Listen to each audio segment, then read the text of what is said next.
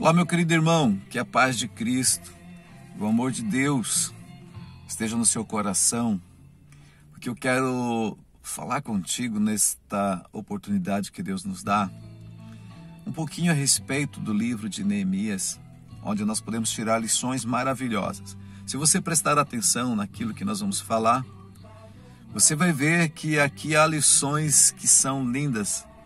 O cenário que você tem hoje é aqui mesmo dentro do meu veículo, né? Meu meio de transporte familiar. Mas eu estou me sentindo muito bem aqui. Poderia estar lá na minha sala ou dentro do escritório, mas eu estou aqui. E eu quero falar para você a respeito de um livro tão importante da palavra de Deus. Eu admiro demais essa história que fala sobre Neemias. E a parte que eu quero meditar com você, aqui em Neemias capítulo 4, versículo 1, que diz assim: tendo Sambalate ouvido que edificavas o muro, ardeu em ira e se indignou muito e escarneceu dos judeus. Então falou na presença dos seus irmãos e do exército de Samaria e disse: que fazem estes fracos judeus? Permitir-se-lhes acaso dos montões de pó as pedras que foram queimadas?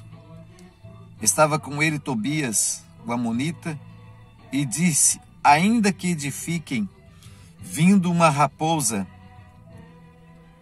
derrubará o seu muro de pedra. Ouve, ó nosso Deus, pois estamos sendo desprezados. Caia o seu opróbrio sobre a sua cabeça e faz que seja um despojo numa terra de cativeiro.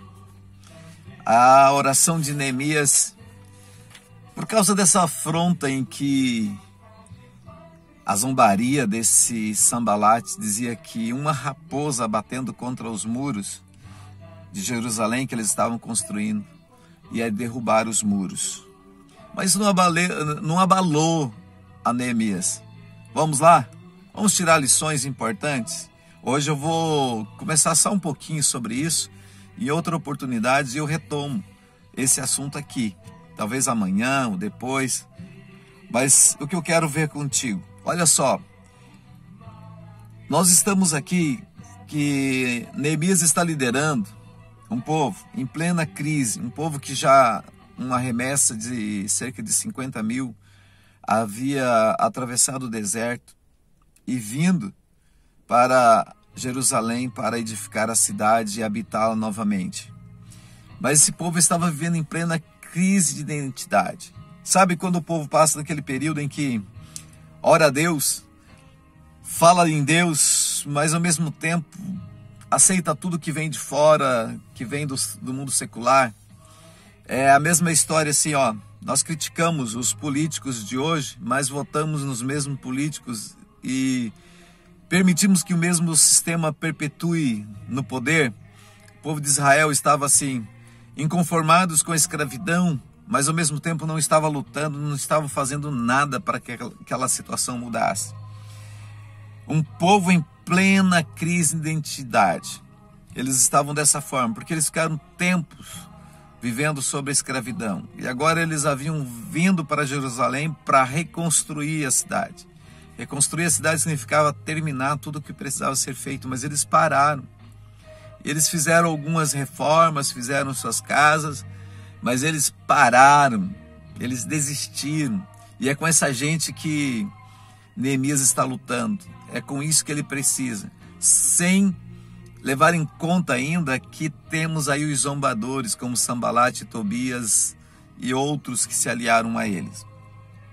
Após um longo período de cativeiro, o povo, em sua maior parte, constituía-se de uma nova geração que havia nascido no exílio. Eles não tinham muitas experiências vividas com Deus. E é por isso tantas dificuldades são encontradas nessa caminhada. Um povo que estava vivendo sob a influência de costumes estranhos. A mesma forma, hoje, nós, cristãos, estamos sendo influenciados por uma mídia corrupta, por um sistema maligno e corrupto que tenta nos desvirtuar. Aquilo que nós acreditávamos, muitas vezes nós estamos deixando de acreditar. Nós cremos na palavra de Deus como regra de fé, mas começamos a assimilar aquilo que tentam nos passar através de programas televisivos, através da internet, sobre a influência da moda, sobre a influência dos novos costumes, da modernidade, da pós-modernidade. E o pós-modernismo tem arrebentado com a fé de muitas pessoas. O povo de Israel estava sendo influenciado, eles estavam sob a influência de um povo diferente, de costumes diferentes, e por isso eles não estavam dando muita importância para aquilo que havia sido determinado por Deus. Um povo que estava vulnerável à sua questão de religião, seus costumes. Me parece que não é diferente o que está acontecendo hoje conosco. A influência de filosofias, de seitas, de novos costumes, de novas formas de enxergar o mundo, tem influenciado não para bem, mas negativamente o nosso povo. Assim era o povo de Israel na época de Neemias. Era um povo que estava vivendo a indiferença na defesa do território aonde eles tinham ido. Assim eles estavam vivendo nessa situação.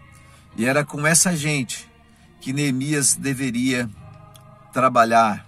Era com essa gente que Neemias começaria a reforma, a reconstrução dos muros de Jerusalém. E é por isso que ele ora ao Senhor e ele pede ao Senhor: atende, Senhor, a nossa oração. O versículo 9 do capítulo 4 diz assim: porém nós oramos ao nosso Deus e como proteção pusemos guarda contra eles de dia e de noite. Vamos orar ao Senhor, vamos buscar a Deus, vamos pedir a Deus que nos ajuda, que ilumina a nossa mente, que ilumina o nosso coração, que é a nossa mente, que é onde mora o nosso intelecto, para que nós possamos influenciar e não sermos influenciados. Vamos orar e pedir a Deus para que nós possamos vencer na reconstrução dos nossos muros.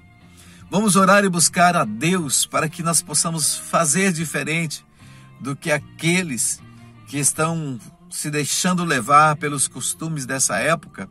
Mas antes que isso, Neemias precisou armar o povo, ter espada e escudo na mão. Com quais armas você vai enfrentar esse inimigo, esse adversário? Com as armas espirituais? Com as armas da fé? Então comece a usar as suas armas, as armas que você tem, as armas da leitura da palavra, as armas da leitura bíblica, de meditar na palavra de Deus, as armas da oração, orar e falar com o Senhor, e as armas da reação, reagir contra esse sistema maligno que tenta derrubar os muros da nossa fé. Você é convidado a acrescentar um tijolo a mais nesse muro, e que Deus possa iluminar a sua mente.